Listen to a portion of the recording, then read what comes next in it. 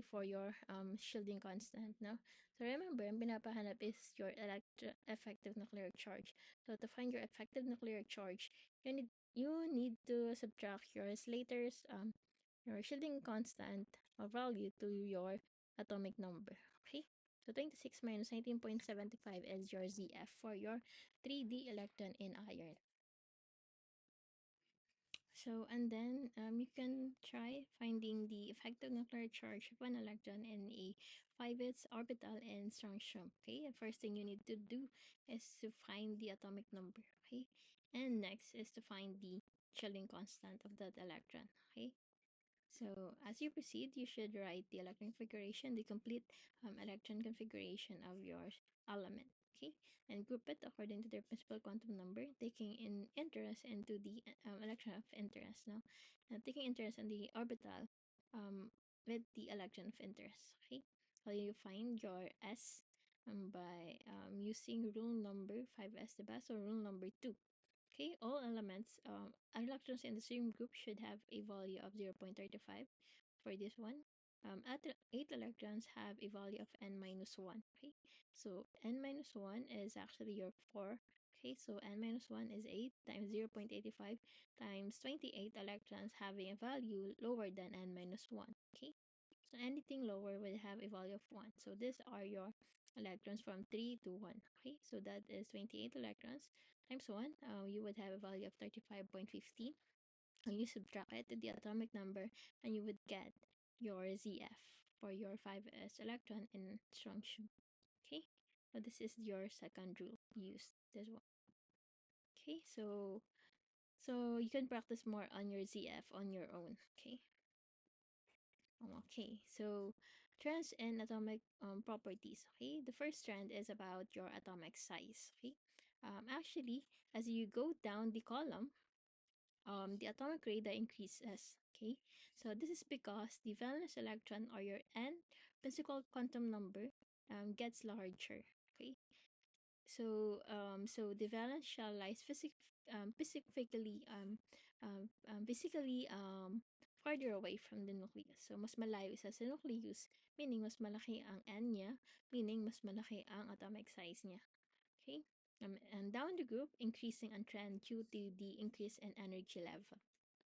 Across the period, it is increasing since same lang ang energy level but different ang ZF, no?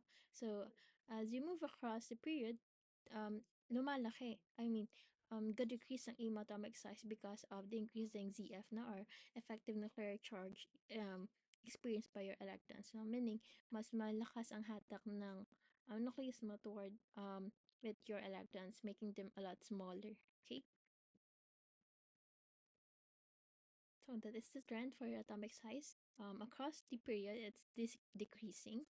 On down the group, it's increasing. Okay, so remember your atomic size trend. Okay, so as you go down the column, the periodic table should radii should actually decrease now, but there are exceptions to this trend.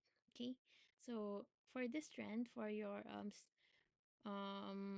vanadium, manganese, iron, cobalt, nickel, and copper, zinc, the trend is actually um it follows the trend now. But as you go further to n equals 5 and n equals 6 groupings, you would see that the pattern is fluctuating, no?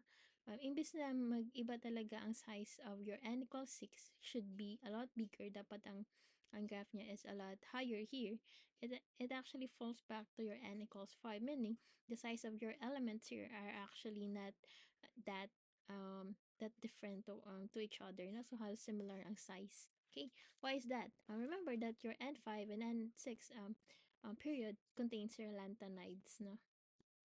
Okay, so the trend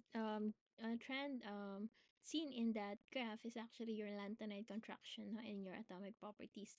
It is the increase in size of lanthanide atoms and ions as in atomic number increases, and this happens because the 4f orbitals of the lanthanide elements do not shield the 5 and s orbital from the nuclear charge. Okay, the lanthanide series is actually the group of rare elements with atomic number between 58 to 71. Okay?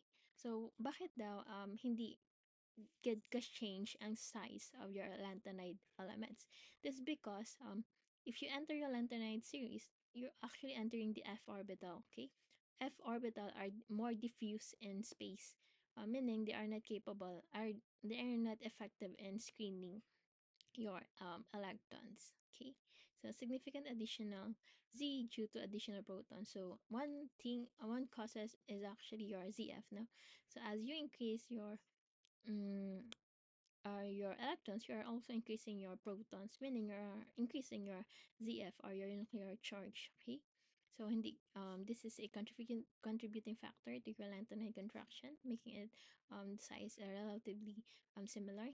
The additional electron also that enters in the off orbital accompanying the additional proton poorly shows the valence electron because her f orbital are more diffuse in space. Okay. Okay, so and the consequences is the lanthanide contraction causes rare earth ions to be about the same size, okay, which means they have similar chemical properties. Okay, so imbes na this is your n equals 5 and your n equals 6. Okay, even though you are adding one electron for each element, di masyadong nadagdagan ang screening kasi pakalat ang f orbital. It is diffuse, no? Another reason is hindi gaano din lumalaki ang ZF. Kalaki ang size due to the increasing ZF. Okay, so even though you're adding electrons, you're also adding protons, meaning your ZF is also increasing. Okay, so meaning lumalapit pa rin ang electrons to the nucleus. So that is your lanthanide contraction in period 5 and 6. Okay, another trend in atomic properties is your ionization energy.